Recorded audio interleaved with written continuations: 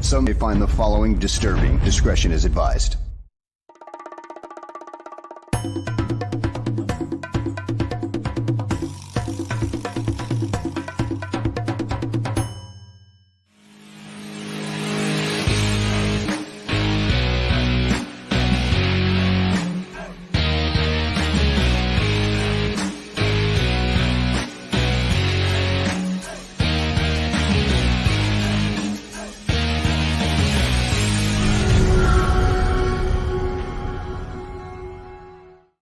Welcome, everyone, to a fresh episode of GTF Gabriel Talks Football with Greg Gabriel, my good friend. My name is Aldo Gandia, and I just want to say quickly, I am feeling good. Creighton and everyone else asking in the chat room how I'm feeling good. You want to see my scar? There it is. Whoa.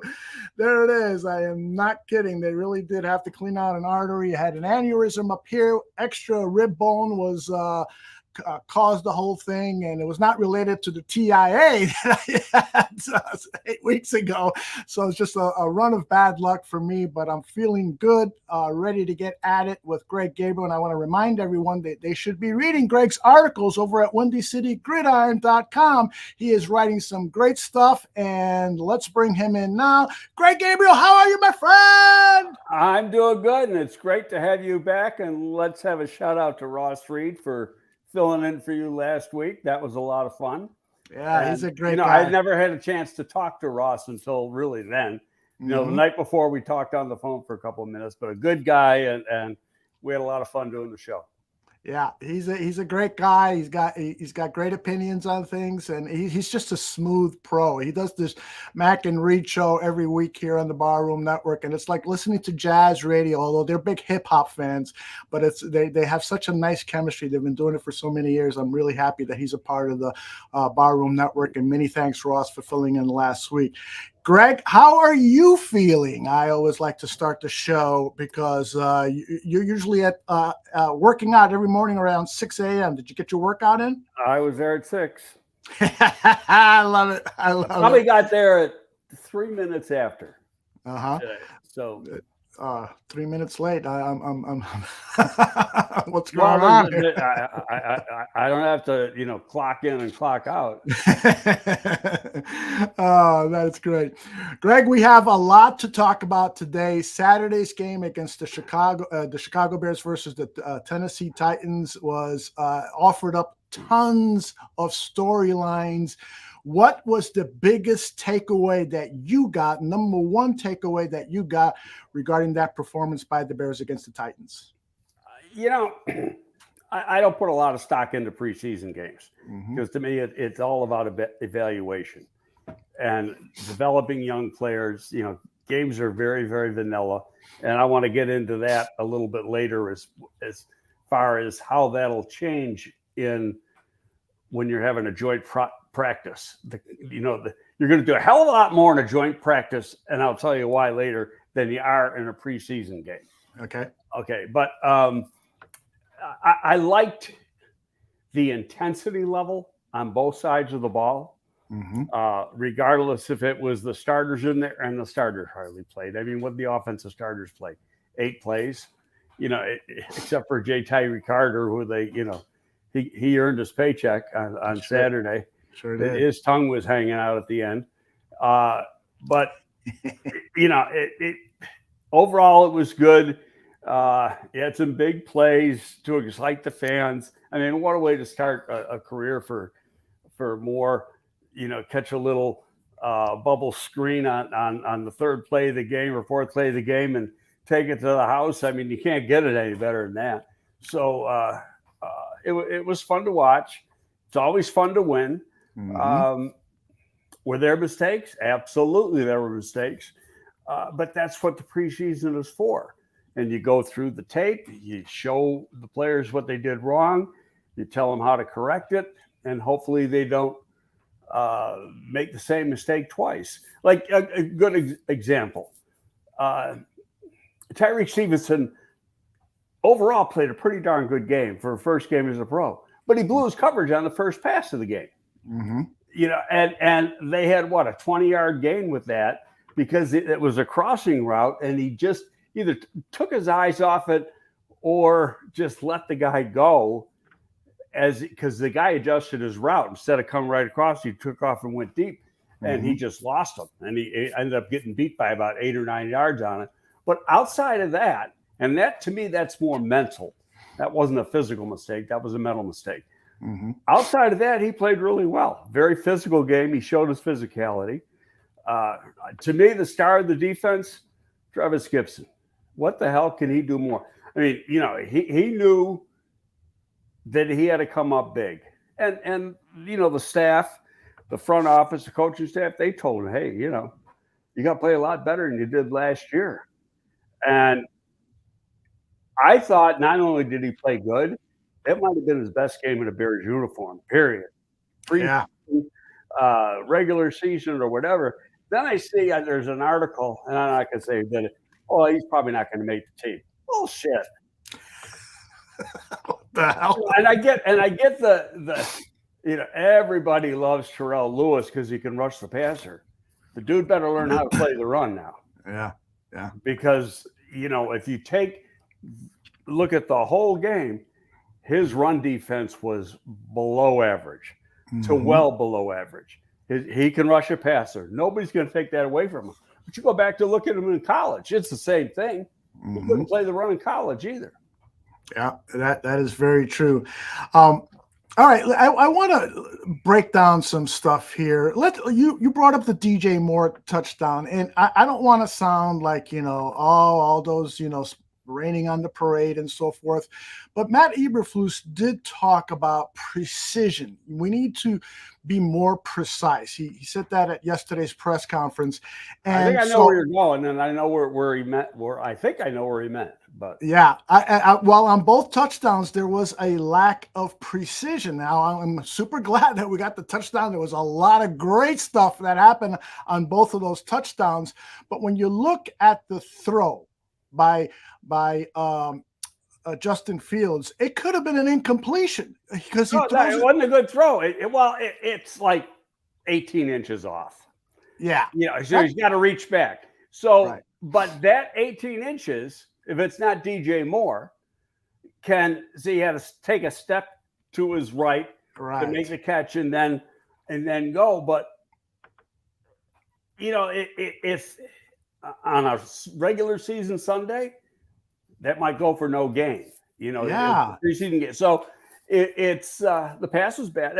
In fact, the first pass to Blasingame out in the right flat, that was off a little bit too. Yes, it was. So not by a lot. I mean, we're not talking feet, yards. We're talking, a foot, 18 inches. He on the throw to Blasingame, he threw it behind him a little bit. It's just stuff that's got to be corrected in practice and with more reps. That's all. It's not a big deal. I mean, all the plays were positive plays. That pass to Blasingame becomes a first down. Get a TD on the pass to Moore. So it turned out good, but was it perfect? No.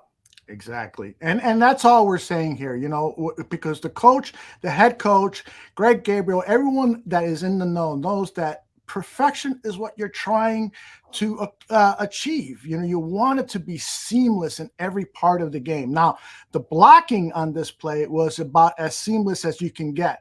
It starts with Darnell Mooney, number 11, just above DJ Moore on this picture here, going out and making that first block right there. Now, it's arguable whether Braxton Jones clipped here. What do you think, Greg? Number 7. Go back to the beginning because I can't see where. Okay, now I can go. Okay. Here's the block right there. No. Okay, good. Now, because it's arguable, right? Would you say it's arguable? No, I don't even say no. It's. I mean, he really didn't even. He just had like a slight push on the guy. It wasn't even a complete block. Right.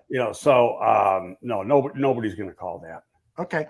And then you get the rest of the offensive linemen out there in front of the play, just laying down some beautiful blocks. You've got Tevin Jenkins up at top, Jatari Carter, and that opens up the play. So like Jeff said in the chat room, these athletic offensive linemen are a thing to behold. And on a play like this, it's wait, go back right there. When you see it there, his hand is hitting the guy in the chest. Right there. Yes. Yes. No, there's nothing wrong with that. Okay, good. Yeah, you're absolutely right. Now if he hit the guy on his back, yes, then it's a different story. But his hand was to the opponent's left shoulder, just under his left shoulder. Okay, so that's the one that was, with the exception of the imprecise throw by Justin Fields, that one was about as precise as you want it. Now, let's take a look at the Khalil Herbert touchdown, because this one clearly, to me anyway, looks like a penalty with the offensive lineman downfield. What do you think? I disagree. What?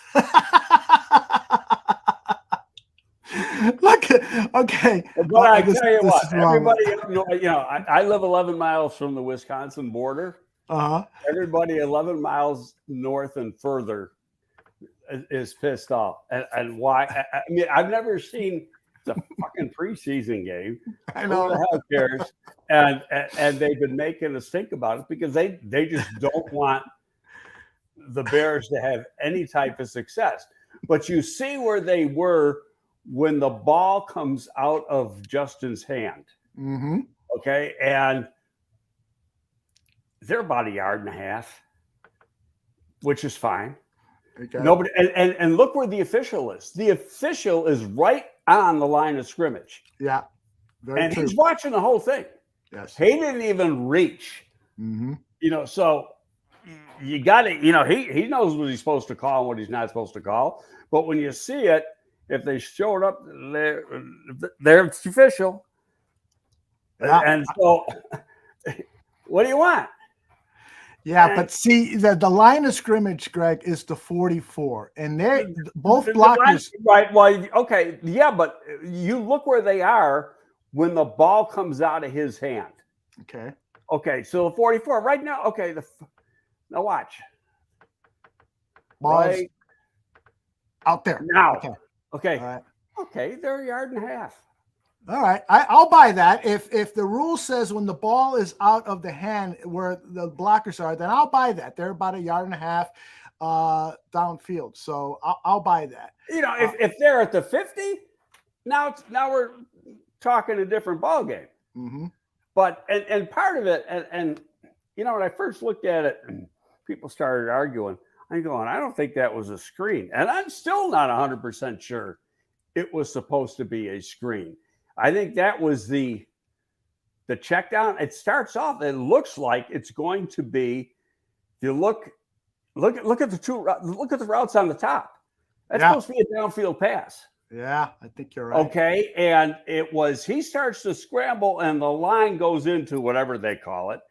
And there's your check down, what he did, and it becomes a screen. But that is not your first option. Yeah.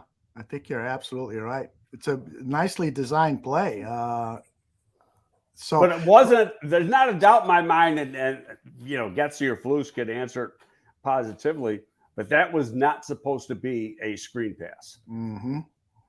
Yeah, and by the way, on this angle, the end zone angle, take a look at your left tackle for the Chicago Bears, number 70, Braxton Jones, what he does to the defender here. Watch 70. Okay, I'm going to just knock you down. And I'm going to make sure you're down a second time. I love that. And the other thing, too, that's why I think it's they might use the word scramble. I don't know what but the guys going out were the guys on the right side, not the guys on the left side. Yes. Look, it's the center and the right guard. Yes. Yeah, I love the design of this play. But I think that was like option number 3. Now, the one thing about this play, and we're going to talk about Carter's play, number 69, a little more in depth, but this might be the only blemish that I saw on this play. And tell me if I'm right or wrong, because I'm just a student here. You're the teacher. Watch him. It looks like he's supposed to help chip the nose tackle. And then number 50 coming in, it looks like I see what happened there. He was never going to get that guy. Yeah, I see what happened. So maybe it's not a blemish. Maybe I'm thinking about a different play. But overall, this was a nicely executed play, and it's great to see the Chicago Bears score on explosive plays.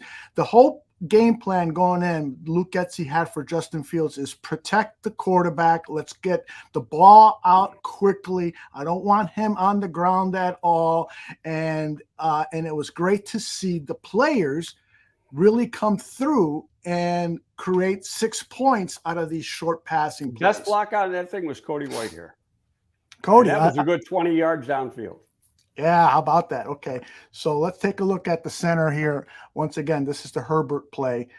Watch him get down there. Holy cow. Right down there and bang. Boom. Right Love there. it. Love it. I've based on what I've learned from you, Greg, I've really gotten appreciation for what these offensive linemen are required to do on this offense. I mean, these are big human beings getting downfield in a hurry. I almost tweeted it out the other day. Remember during free agency, there was a group of people that were screaming for Orlando Brown? Yes. And I said, he can't play this up. Okay, there was a play, and I don't know if you have it. There was a sweep right, and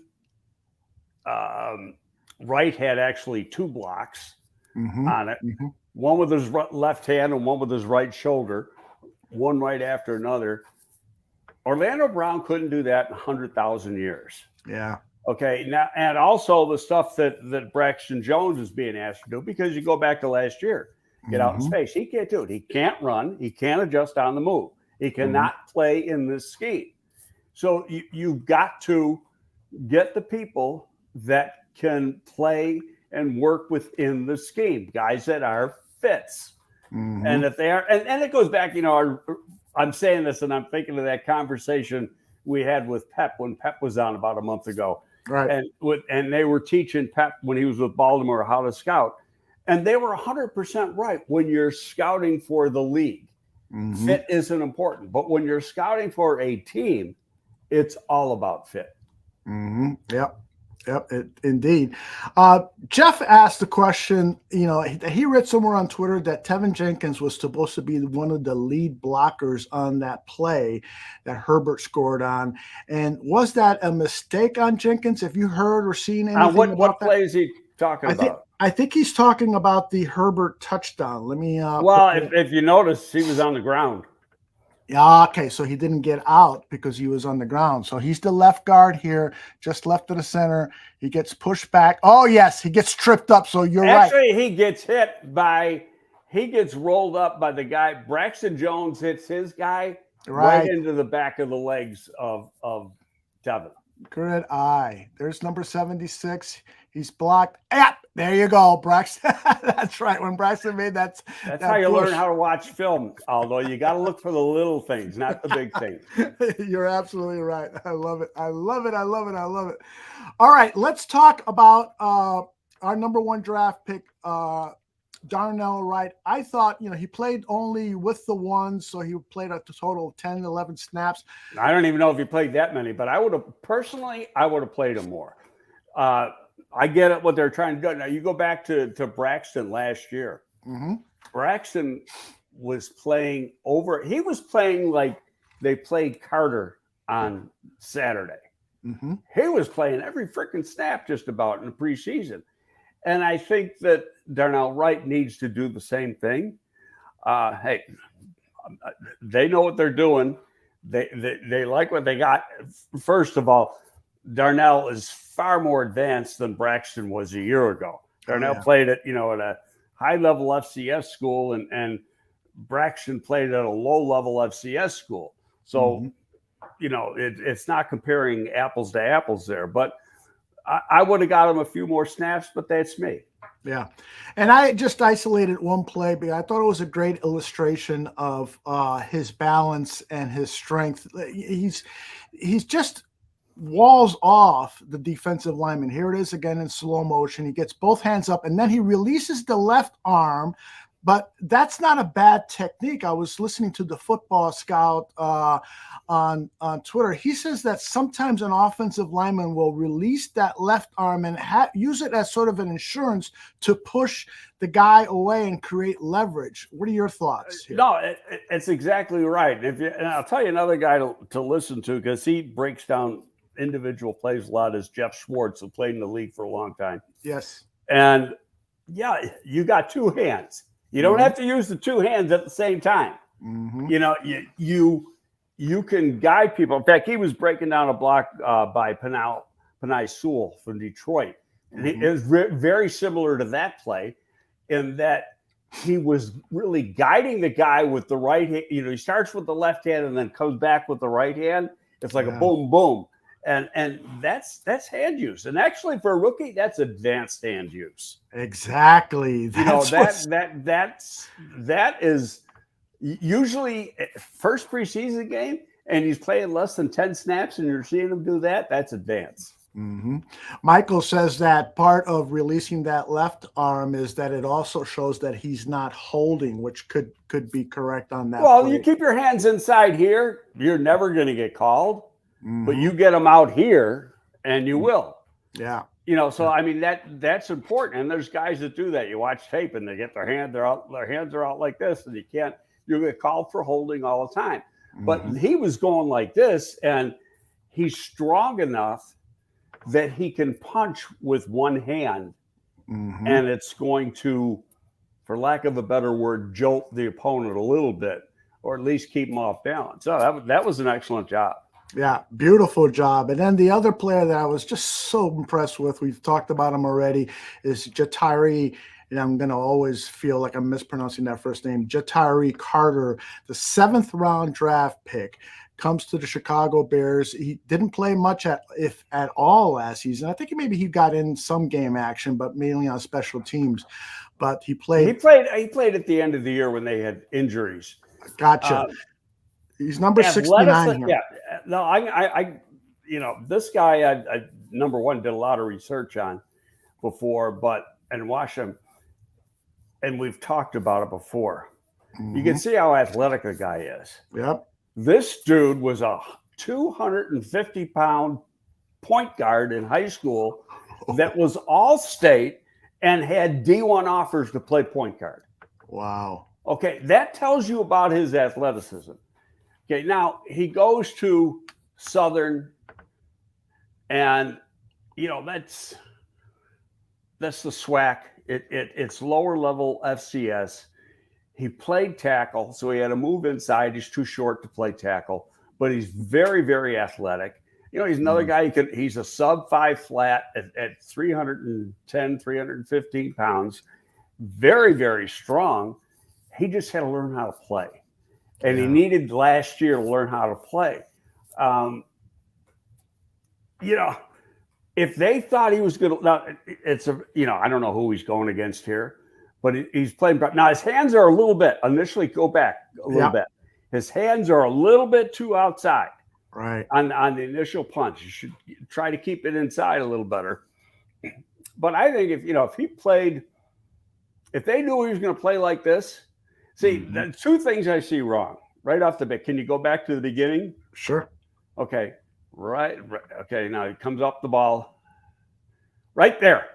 See, he brings his hands back. Yep. And then, okay. So right there, a real good defensive tackle is going to kill him because he had left his body exposed. His chest is completely exposed. Right. And so you can control him. Get into him right away and punch him. Now, he was able to recover, but he's got to come off like this, not like this and wind up. It's little stuff that you learn. That's what you learn by watching the film and the reps. And the coach, Chris Morgan, he'll see that. Trey, see what you did there? Now, what'd be interesting is you go back to another pass play and see if he's doing the same thing. Yeah, I'm glad you pointed that out because that was one of my highlights. But yeah, there was that imprecision there. Like again, getting back to that, he got away with it. But You're looking for perfection. Exactly. And so like I say, a real good defensive tackle. First of all, if when you're watching tape, let's say he was a starter, and that is something he does every play, that he's got a habit of bringing his hand, exposing his body and bringing his hands back. So a wind up, for lack of a better term, before he punches. The opponent's going to see that on tape, and he's going to counter that and kill that dude right from the first play. Interesting. Yeah. So we'll be looking for that in this upcoming game against the Colts, because it's clear that he's going to get a lot of snaps, which is probably a good segue to talk about Nate Davis, who had a press conference yesterday where I was wondering I thought you said you said frustrated on Twitter. Yeah, frustrated was right. Let me play a little clip of what. But I'm going to stick up for him after you play and I'll tell you why. I had a feeling you would. Now, again, his press conference probably lasted 6 minutes. I just isolated some of the points where he was evasive with questions about his health. This is about a minute long. How important will it be for you to get some game action before preseason ends, or do you think you need it? I'm gonna leave that up to the coaches and the training staff. It's not my call, so that's a question for them. Should we expect to see you practicing in full pads, that kind of thing? Yeah, that's up to the coaching staff and the training staff too. Whatever they want me to do, I'll be there. But what's your expectation for what you'll be able to do in the joint practices? I mean, is it any different because you're going to be going up against another team? Yeah, same thing. It's a question for Coach Flew and the training staff. It's really up to them to see what goes on. You've been in the league for 5 years now. What sense do you have as far as how ready you are for this season at this point? Yeah, I think I'm ready. I've been doing this, like you said, for 5 years. So like if the opener was today, you're good to go. You're prepared. You're physically ready. That's a question for the training staff and the coaching staff right there. I can't, for what goes on, I can't answer Your that. play and how you feel though. Do you feel ready for games at this point in mid-August? Respectfully, I don't want to talk about that. I'm going to leave that up to the coaching staff and the training staff. Floor is yours, sir. Okay, I got that. Here's what went on there. And he just should have did one thing right from the start. What he should have said right from that, go back to 2 weeks ago when they started camp, 3 weeks ago. What did Flew say in the first presser? We're not going to talk about injuries in the preseason. Okay, the players have been instructed that. Now, whether they can get fined, I don't know. But they've been told you do not talk about your injury. He's following the rules. They said you don't. They're going to ask you. What he should have said is, "I'm not allowed to talk about that." Then there would have been no follow-ups. But reporters are doing what reporters do. They're going to ask the same question 5 different ways to try to trip them up. I got to give him credit for not falling into the trap. Yeah, I totally get it. And I'm going to point the finger at the Bears communications department. When they should take their job like press secretaries do at the White House. They should don't say that, because that woman's horrible.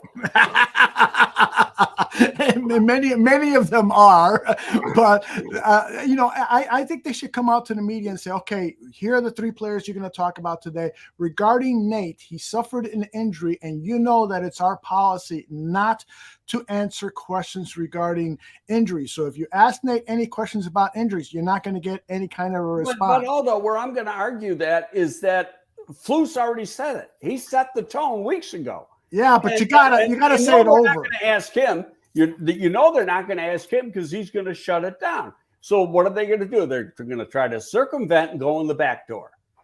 But the player was smart enough. The only thing he didn't do is he should have shut it off from the start. I'm not allowed to talk about injuries, and I'm not going to. Next question. Yeah, and then you wouldn't have gotten 4 different questions. Yeah, perhaps you're right. It was awkward, and I'm not at all trying to disparage Nate Davis. You know, I have a huge appreciation for what all these players go through, particularly when it comes down to injuries, and it's a very sensitive topic. I mean, we saw Akeem Hicks almost tear the head off of David Hall Tom Waddle, when Tom Waddle made an offhanded joke about injuries, and Hicks got extremely upset with Waddle about that, a former player. And so I know it's a very, very sensitive topic, and I know that the media comes off looking bad because they persist with the questionings, but there were a couple of questions there that were about how much do you want to get back in there? And he kind of deflected it. It almost seemed reminiscent of the Tevin Jenkins situation with Bears coaching staff. Well, again, I'm going to say should they be coached better on how to answer that? Yeah, I'll give you that. Thank you. But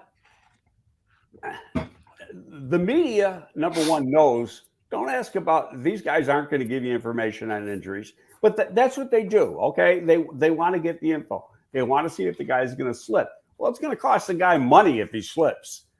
Okay, Right. So I would bet on it. I don't know that for sure, but I'd bet on it because it's a policy.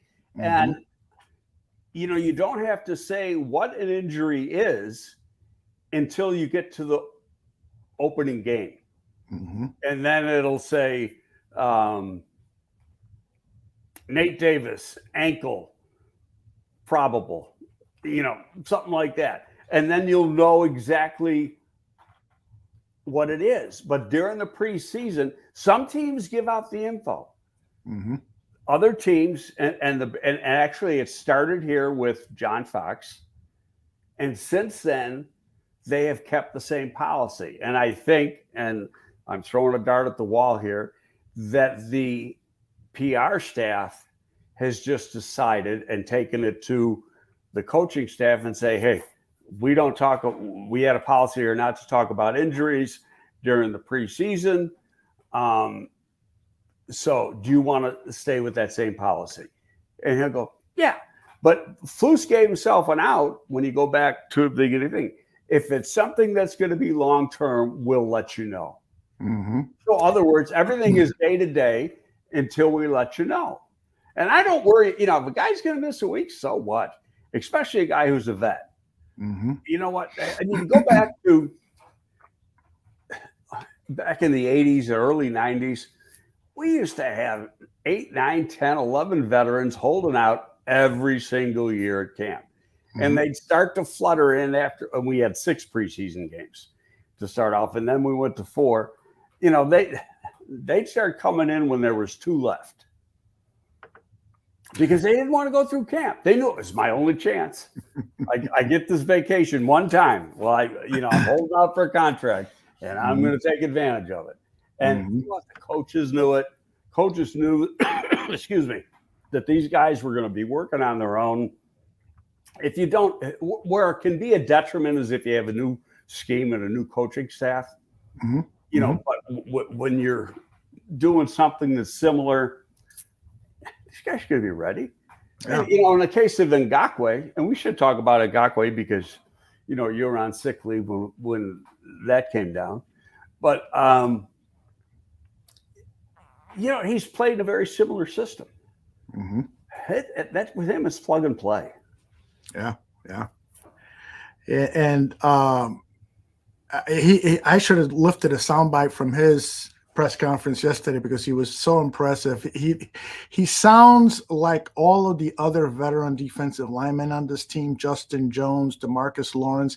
These guys are leaders, and well, you know, Pickens and Dexter are going to benefit so much from the leadership capabilities of these veteran defensive linemen that the Bears have acquired.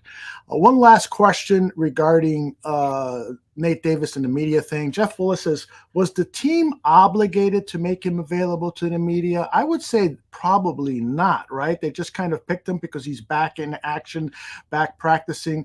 You know, Jeff goes on to say, because they shouldn't have if they weren't obligated. Greg, you froze up on me. Are you still there? Oh, Greg froze. Let me see if I can... help Greg somehow, some way.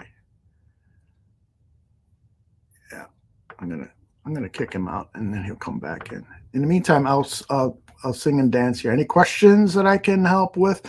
I'll just share this. A lot of things to be impressed with that that Tennessee Titans game, now moving into the Indianapolis Colts preseason game.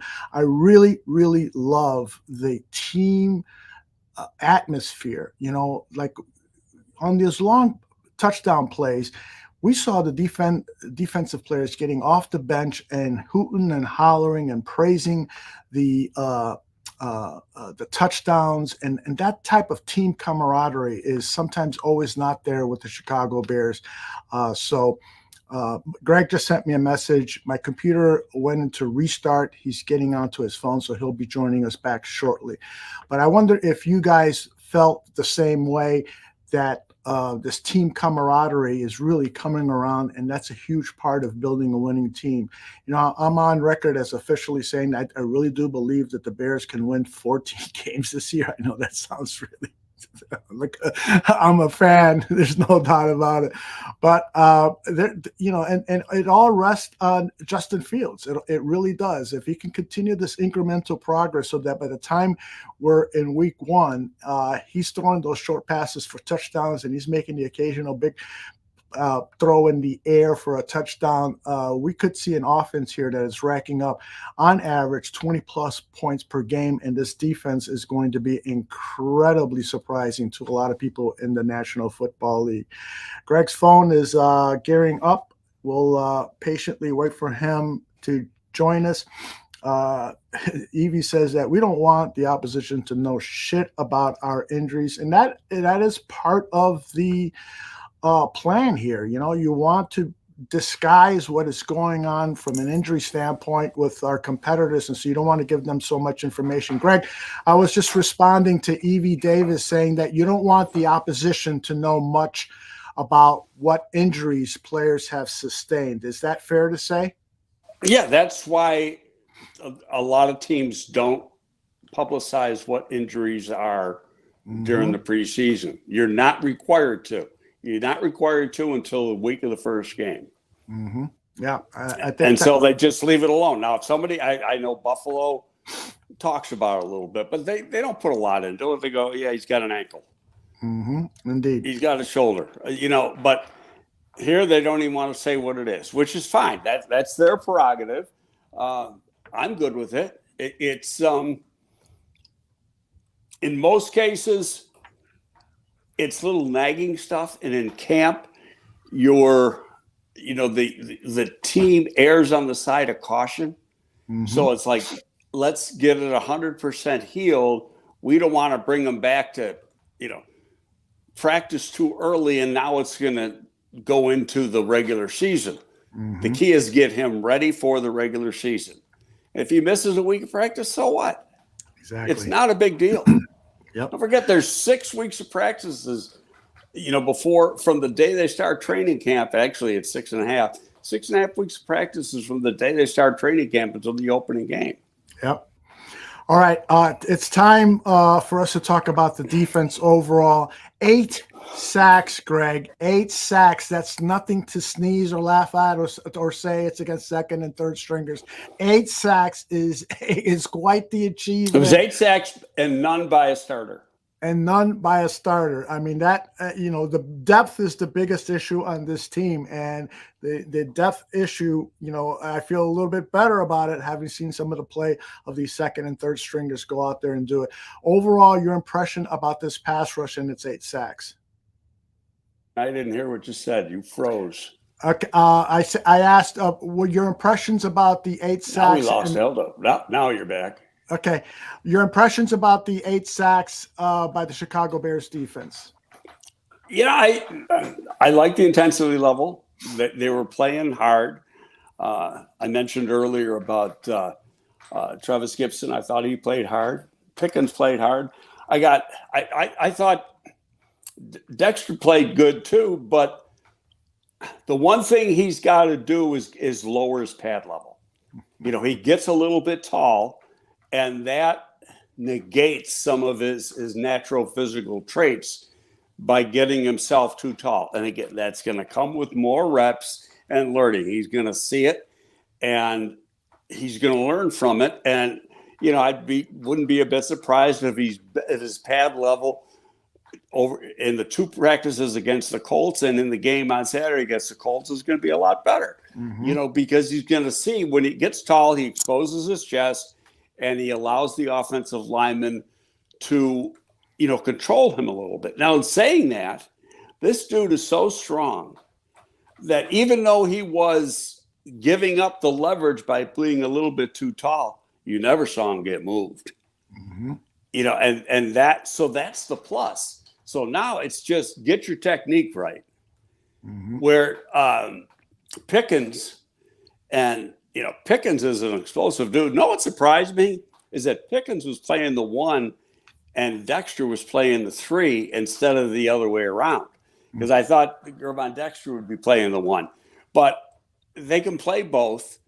But, you know, to play the 1, Pickens is a really quick and explosive guy to put in at the 1 technique. And so you're going to have him and Billings being the rotation at that at nose tackle position. Now, I'm sure they'll intermingle Gervon Dexter there too, but that's an interesting combo, the way they have that set up right now. Greg, regarding Billings, I saw him at the nose tackle, and he was lined up on an angle as if he was on a cocked position. That's typical in this defense. Okay, so what go back and look at when we were there, you know, with Lovey, and Spice Adams was lined up like that a lot. But doesn't that hurt him if the play is going to his left and he's pointed towards a little bit. In fact, there was 2 plays in that first series where the right guard, so he's in that cock position, so his head's facing really to the left side of the offense. From that side, his right, the left side of the offense. And so the right guard has the leverage to come down on him and push him. And that's exactly what happened. But now theoretically, you're supposed to, if this is a gap fit scheme. And so he's supposed to have that. And when they're in that position like that, he's supposed to have that 0 to 1 gap. And then the linebacker is supposed to come in and have the next gap to his left. So every gap is supposed to be accounted for. You go back to the touchdown play, and somebody wrote that Dominique Robinson was awful on that play. No, he wasn't. He did exactly what he was supposed to do. Textbook, exactly what he was supposed to do. You know, the play, it was a fake, or an option is a better word. It was an option play, and the quarterback had the option to hand to the running back or pull the ball out of his belly and take off himself. He chose that. What Robinson had to do is he has to honor the dive. And that's exactly what he did. He did his assignment. Okay, so now it becomes the linebacker in the corner that got the contain on the quarterback. The linebacker was coming up. In this case, it was TJ Edwards. And he gets, to me, it was pretty close to being a legal block. You know, being a legal crackback, because the receiver's coming in from the outside and hits him really out to the side. If his head was like 3 inches to his left, the blocker's left, that would have been a totally illegal block. Now, they did throw a flag on it, saying it was holding, and then picked up the flag. Personally, I thought it was a penalty, but so what? But still, the guy who really didn't do it textbook way is Tyreek Stevenson. Stevenson over pursued to the inside, because again, you're supposed to, if he would have stayed where he's supposed to stay, and that's to the outside of the linebacker, instead of over committing to the inside, he's able to make the stop on that play. Yeah, and that's what you get when you get a very aggressive player like Tyreek Stevenson. You know, they love that aggressiveness. They love the way that he plays around the line of scrimmage, but sometimes he's going to make those overly aggressive mistakes. And and in time, I'm sure he'll be much more disciplined on that. It's just an overreaction. Again, you know, I keep repeating myself, but you're going to learn from seeing the mistake. Mm-hmm. Okay, I get it. They got a touchdown, and it was really my mistake, but to say it was Dominic Robinson, I thought Dominic Robinson played really, really well. He was able to set the edge as well as he ever has. And there's a couple plays he had where then he came down inside and made the play. And he never would have made those plays a year ago. His strength is a lot better than it was a year ago.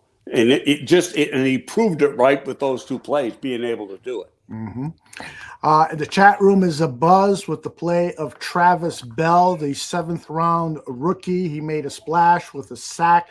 What are your thoughts about Travis Bell? And do you think potentially he makes the 53-man roster?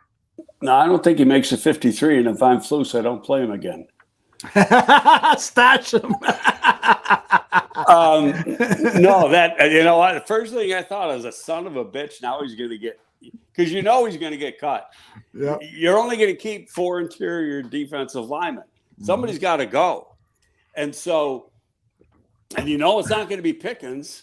It's not going to be Billings. It's not, you know, so if that's the case, and I doubt they'd go with 3 rookies inside.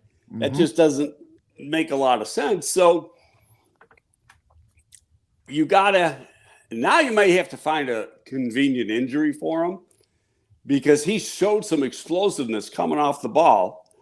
And, excuse me, with that, he gets penetration. He gets a sack. He gets penetration in the run game. And now, you know, this tape goes out to everybody.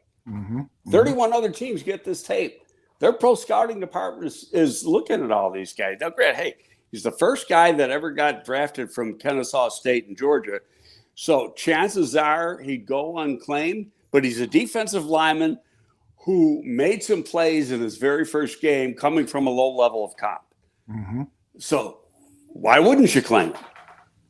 You know, so like I said, that's it to me, you got to just be careful because you don't want to show too much with him. Yeah. It's a dangerous thing to do that. We got a question here about snap counts. Why didn't Bell play as many snaps as Travis Gibson? I'm trying to find the actual thing, but you know, there's 2 more preseason games ahead. So, well, Travis was running with the number 2 defensive ends, and Bell was with the number 3 defensive tackles. Right. In that game. So, I mean, that's just the way. Now, at the end of the half, Bell came in for 1 or 2 snaps. Dexter looked to me like he hyperextended his knee. You know, on the one play, and he got rolled up on. Actually, I think Gibson might have rolled up on him, or a guy Gibson was in contact with rolled up on the back of Gervon Dexter's knee. To me, it looked like he hyperextended it a little bit. He was trying to shake it off. He played the next snap, but he didn't have that lower body strength because it was hurting a little bit. So then he went out the next play, and then he didn't play the rest of the half, which I think there was only another snap or something. But then he was in right away at the beginning of the second half. So you know it wasn't a big deal. But to me, the fact that he tried to stay in there after he did it, that shows you his toughness. Indeed.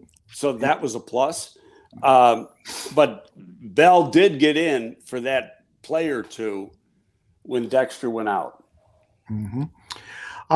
Another of the guys that got a sack was Mekhi Baskerville, the kid from LSU. Linebacker, 6 foot, 224 pounds. You have any thoughts on Baskerville? I know he's becoming a fan darling here in Chicago. He's backups always do. You know, make one play and the fan base love you. No, he's not.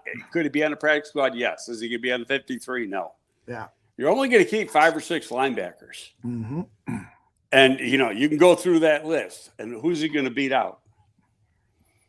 Well, And now you picked up a guy yesterday who's actually not too bad. I don't know a whole lot about him, but anybody who gets 107 tackles in this league, and only starts 12 games, has got something going for him. If it's me, first thing I do when I see that guy's name on the waiver wire, because it's not like you can recall waivers. You cut him, is I'm calling Atlanta and say, what did he do? Why are you doing this? Give me the dirt. And 99 times out of 100, they're going to tell you. Now, it could be they hope that he got through waivers and then he's a free agent because he's making like 2.7 based on his productivity on his rookie contract. Right. Get him a little cheaper rate. Because what if he doesn't get claimed, now that contract's null and void. So you're under no obligation to give him the same amount of money that he was getting. I posted a highlight reel of him. He's got that sideline to sideline speed that you like. He's not a thumper by any means. There were a lot of arm tackles, but he is definitely a guy who's got a nose for the football. So we'll see how he does. He's got good instincts. He's got good coverage ability. He's active, comes hard on the blitz. You've got the number one claim position. Take advantage of it. It doesn't mean he's going to make the team. Yeah, exactly. Okay. They could say, you know what? We like the guys we got a little bit better, but they got 3 weeks to look at him and make a decision. So you do it. Yep. In terms of the backfield, we talked a little bit about Tyreek Stevenson. The one player I'd love to get your comments on, because I think Jalen Jones is going to make this team. First of all, he had 3 special teams tackles in this game. And if he becomes the special teams ace that every team in the NFL is looking for, and he can play some solid defensive back for the Bears, he's a shoo-in to make the roster. Your thoughts?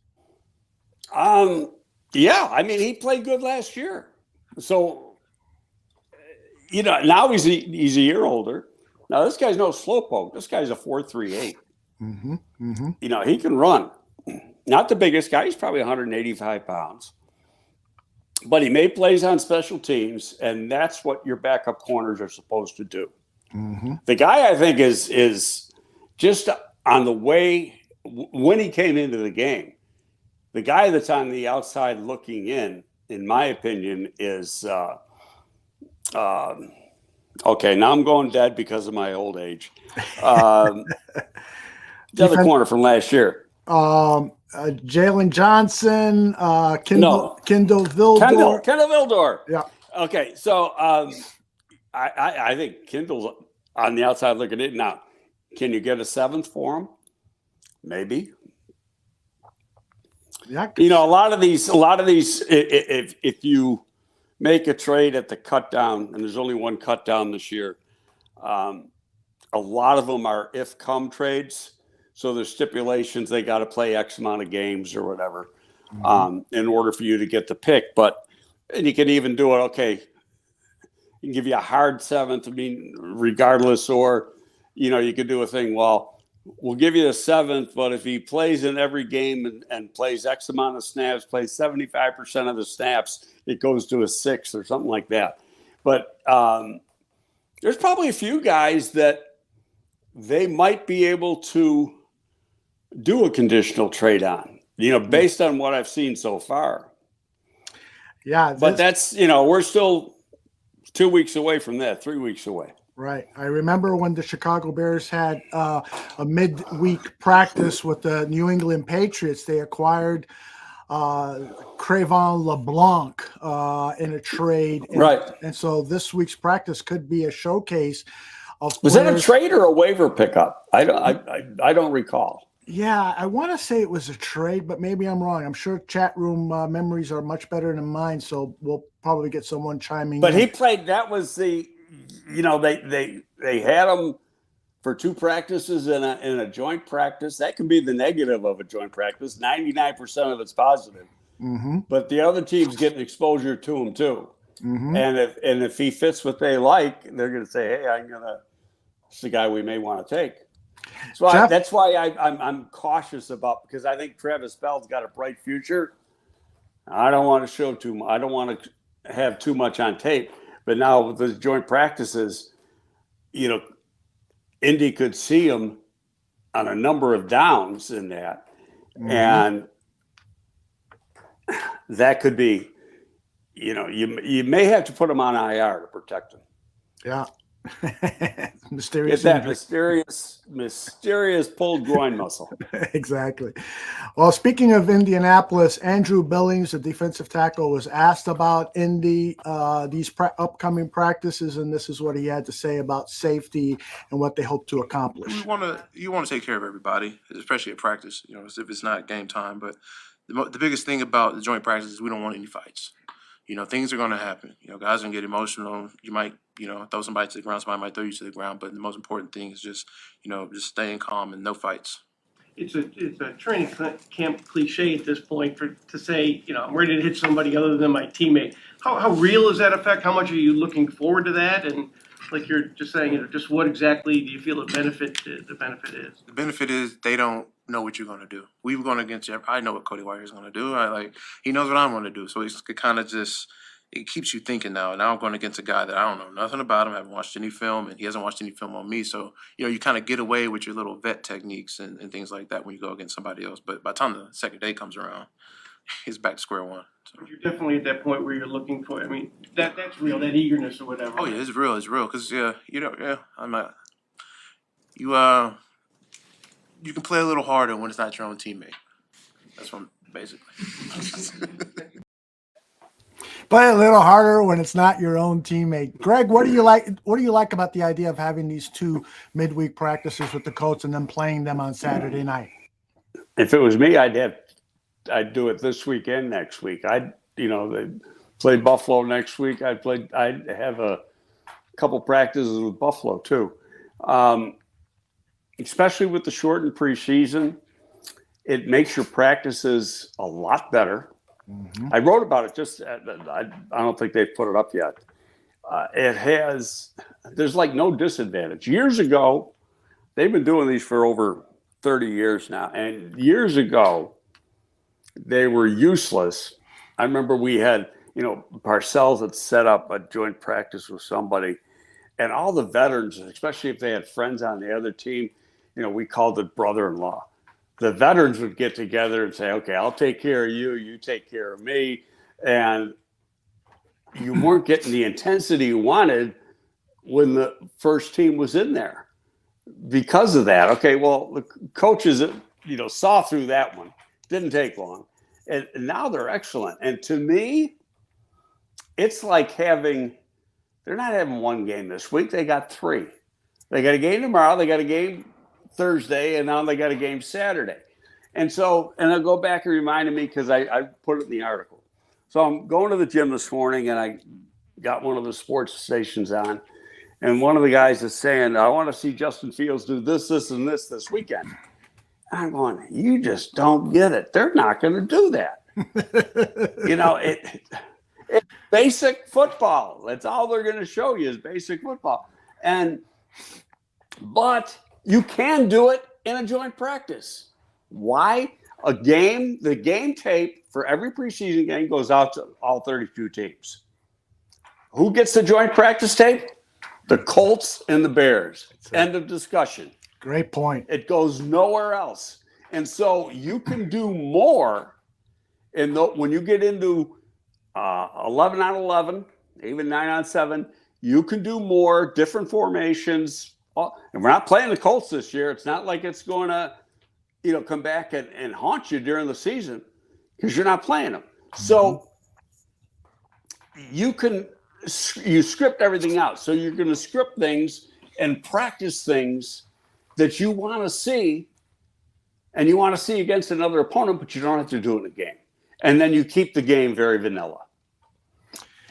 Great point. Thank you, Corey, and everyone else who's wishing me well in the chat room. That is a great point regarding, these two practices. You can do things that are not going to be shared via tape with the 30 other teams in the National Football League. Great point. Lots of talk in the chat room regarding the play of Kyler Gordon at that slot position. I got to tell you, Greg, I'm super excited about this kid playing this position too, and the hits that he levels from that position are dynamite. Your thoughts on Kyler Gordon? Yeah, well, they've said that position is part linebacker, part corner, because in a perfect world, they want to stay in that sub defense. So really playing a 4-2-5 for 85% of the time. Now you go back to Saturday, they played with the same linebacker all game. Very seldom do they play with 5 defensive backs. So, but in a regular game setting, you're going to see the nickel situation a lot. And so I think it's key. You're going to see a lot on first down where like on 1st and 10 Saturday, you always had 3 linebackers for the most part, unless the offensive formation had extra receivers, in which case then they go to the sub package. But you got to be tough to play that position the way Flus wants to play it.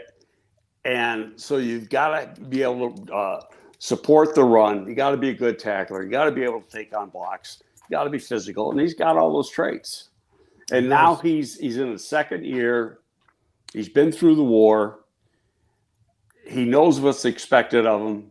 He feels comfortable within the scheme. And so he can, everything's a lot easier for him to do. Yes, indeed. All right, big discussion in the chat room with lots of people disagreeing on the subject of Velus Jones Jr. I got to tell you, Greg, when he muffed that punt, my heart broke. He didn't muff one, he muffed 2. He let them both hit the ground. And that wasn't a quote muff. He let it hit the ground. You have to feel the punt. Yeah. So is this experiment over? Should he just concentrate on receiver and kick returns? They had the camera after the muff punt that got recovered by Tennessee. They had the camera on him coming over, and I just watched Flus' reaction. And Flus was fine. Some guys will rip a guy's head off. He did not do that. The guy's got talent. They're going to give him every chance in the world to lose his job. But he's got to fix it in the next 2 weeks, and in these 2 practices. Right. So if he doesn't, then he could be cut. Cut? Really? Cut? Well, yeah. If he's not going to be one of the top 6 receivers and he's not going to be your primary return guy, what are you going to do? Yeah. Oh, man. I hate to see the Bears give up on him because I think he's going to be a great or very good kick return artist. And I think that what he can do on those short passes will be very similar to what we saw Herbert and DJ Moore do. There is no question about that. But if his primary job is to field punts and he's giving up the ball to the other team, then what good is he? The first punt, it was now Flus bailed him out. He goes, that guy might have been the best punter in the league. And the way that he kicks the ball and that the way the ball comes down, it's different. He's an Australian kicker, I think, and the ball, for lack of a better term, travels differently than with an ordinary kicker. And so it can be different for the return guy as far as fielding the ball itself. Right. But I'll go back to, he muffed a punt last year. He let the ball hit the ground twice Saturday. How many more chances is he going to get? Now, I'm a Velus fan. I'm like, I want to see him do it. And you don't want to give up too soon on a 3rd round pick. So But I'm also thinking that if they got some other guys that they feel are reliable, then they just may go in that direction. And that's what competition's about. Yep, indeed. That is what competition is all about. My heart goes out to the guy, man, oh man. But this is a dog eat dog world. You got to perform out there, and it just seems that somebody just posted that perhaps it's just best for him not to be the punt returner and for him to focus on. Levante said it would be good to keep him at kick return. It would be beneficial, and stop playing him at his weaknesses. We know that punt return is okay, but you're going to go through the wide receiver room, and for most part, you keep 6. If you take that job away from him, is he one of your top 6 receivers? It's close, probably not. Maybe not. We'll have to see over these next 2 preseason games, I guess. Right. I mean, he had one ball thrown to him. It was overthrown on Saturday. So he didn't get any catches. EQ is the backup to Chase at the X position. And he's a big guy who can block and he can play on teams. So he's going to be around. Tyler Scott, they love, he's going to be around. And then you got your top 3. And Mooney, Chase, and DJ. So now your 6 is Valus or Pettis. And Pettis has proven that he can return kicks. And he was a hell of a returner at Washington. Now, I mean, that was the big part of his game. But he's also reliable as a receiver. Yes, he's not as fast as he was when he came out. But, I mean, he was a sub 4.4 guy when he came out, too. It's not like he's slow. He doesn't have Valus speed. Right. But it comes to a point where you got to be reliable. And I'm not I get it. He's a 3rd-round pick, and you don't want to give up too early. But I also know you got to have the best 53 on the 53. And no doubt about it. No doubt about it. All right, let's get to some questions here. Jeff Willis says, I think that Blackwell and Jones are the number 5 and number 6 cornerbacks on this team. Your thoughts, Greg?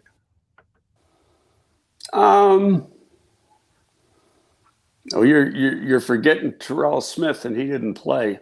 He didn't play because his agent's a friend of mine, so I immediately sent out a text. I go, how come he didn't play? Because, leading up, you saw that he was getting reps with the ones. And he's got a groin. So I can't get fined. I'm not on the team. So, he said he should be good to go this week, but he did not practice yesterday. Okay. Well, that's not good for him. That mistake. Yeah, but if he said it's relatively minor and he should be good to go this week. So maybe they held him out Monday. He's going to practice today, which I don't even think the media can view. And then, the 2 practices down in Indy. But he was a guy that they really liked. And, at the East, I liked him going into the East-West. I had a lot higher grade than where they got him on him. And he might have been the best DB at the East-West game. What about the kid from Iowa? Where'd he go? Darn it. I hate it when I lose. Oh, Dylan asks, what about the kid from Iowa, Ajomedia?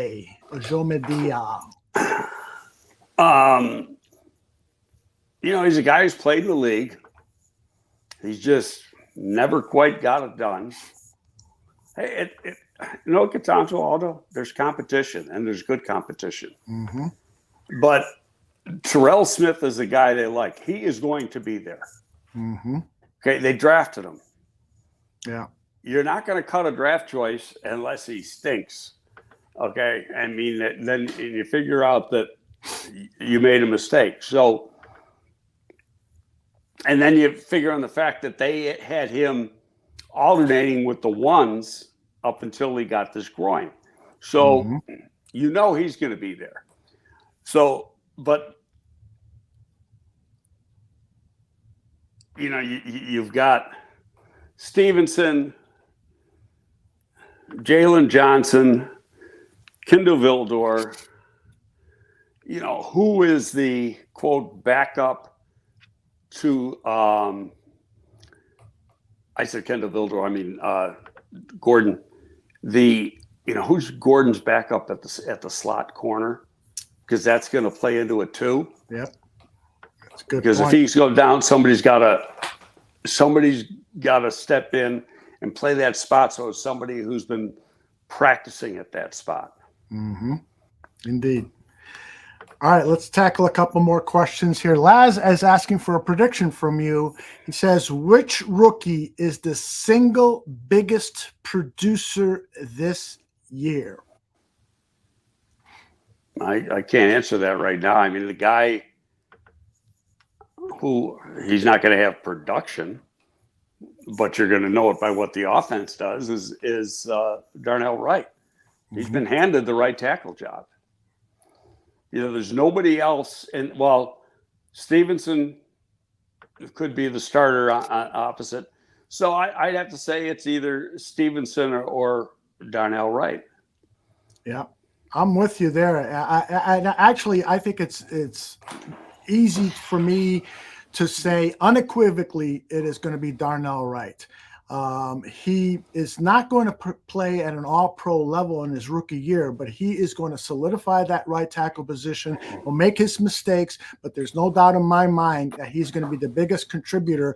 And Tyreek Stevenson, I agree with you, and also Jervon Dexter. By the middle of the season, Jervon Dexter is going to be playing at a level. What was the kid's name from Delaware who was playing? Bilal Nichols. Yeah, he's going to be playing at Bilal Nichols' level, is my prediction.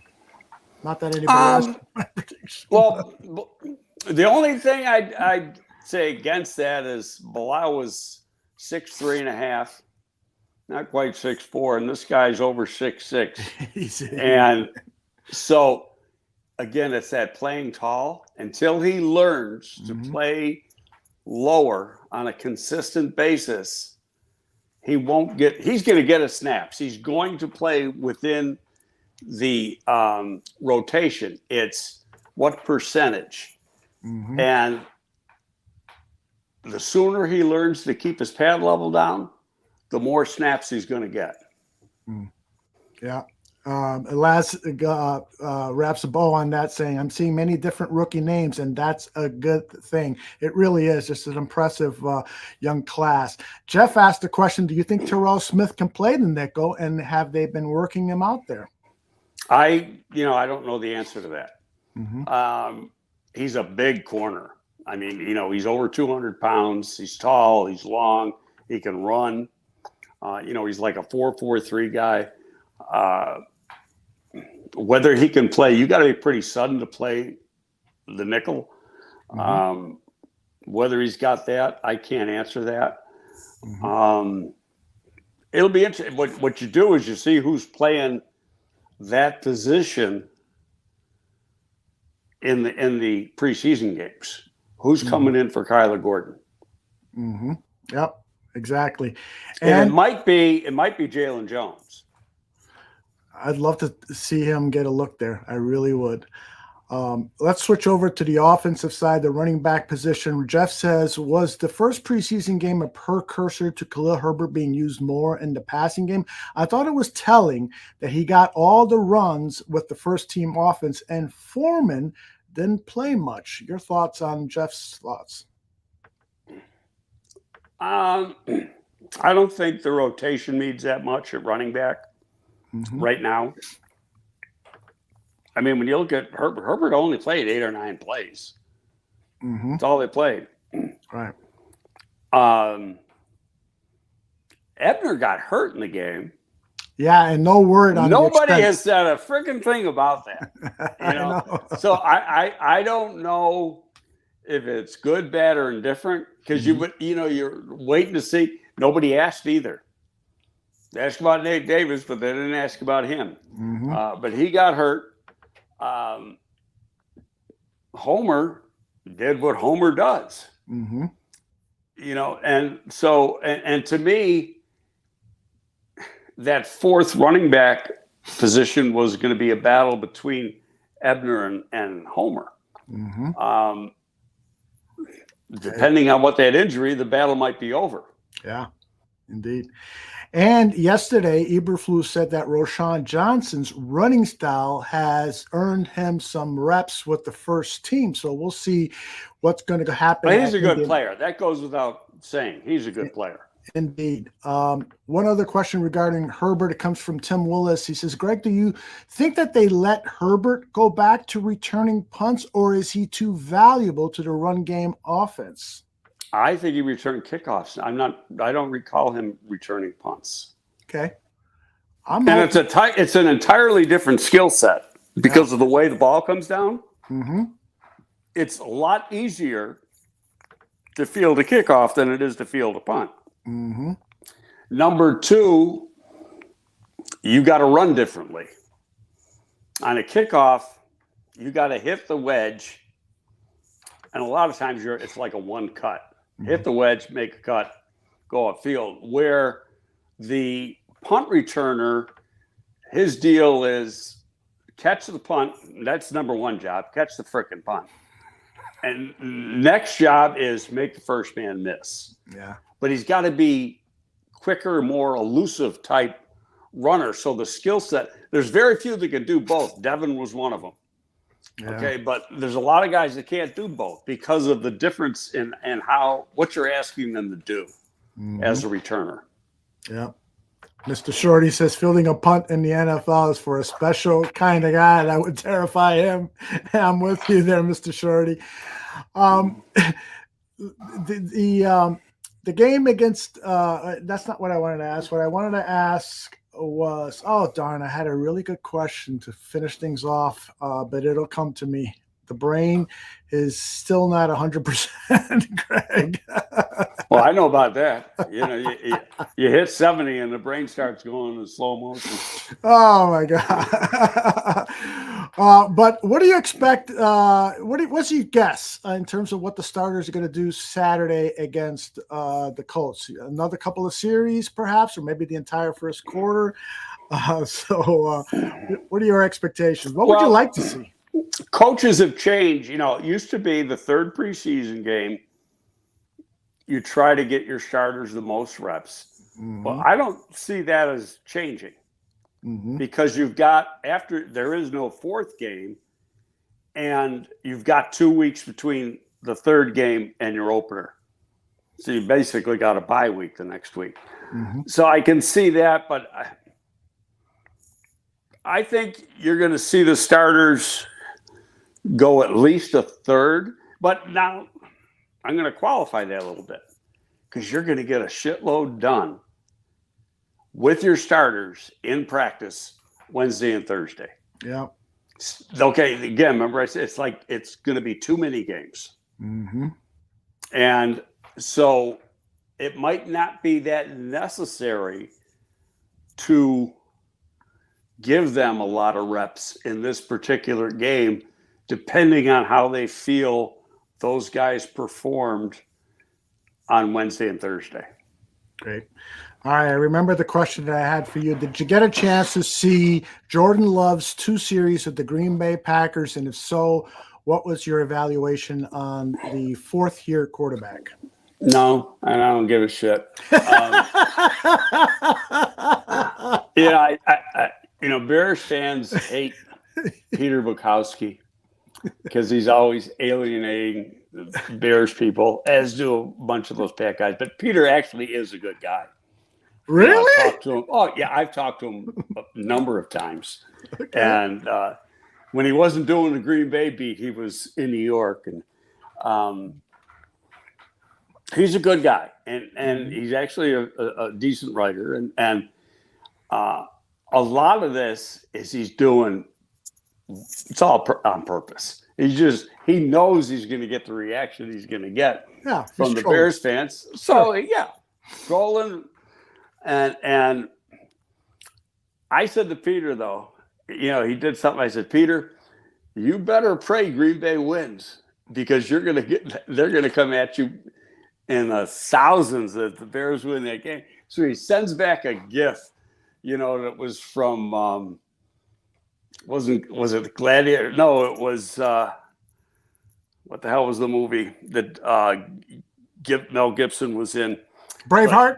Braveheart. He's the army's charging at him, and he's by himself swinging the sword. I thought it was a great gift.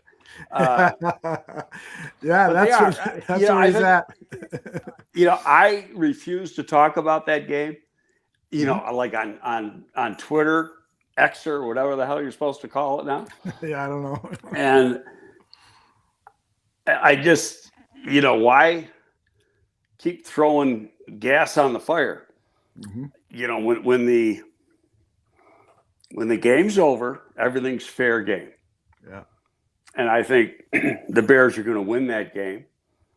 And if they are, the Bears fans can have all the fun they want with the assholes up north. But it just, from my point of view, I'd leave it alone for a few more weeks. Yeah, that's my philosophy too. I'm only going to talk after the Bears win. I'm not going to shit talk beforehand. All right, Greg, this has been a fantastic, 70, 80-minute show, approaching 82 minutes quickly here. You got any final thoughts for your followers? No, I wish I was down in Indy to see this. They got a great practice facility.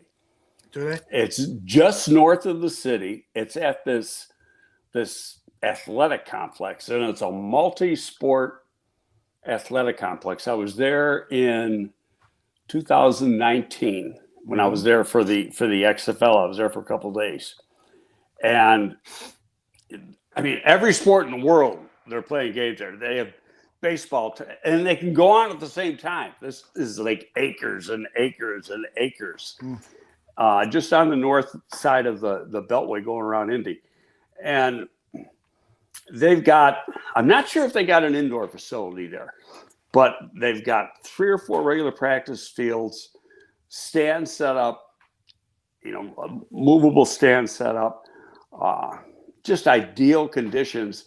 That just a mile or so away, they got a hotel that they put the players in, and the whole staff is there. Chris said he likes it because he lives like 2 miles away. So he goes, I get to go home and sleep in my bed every night.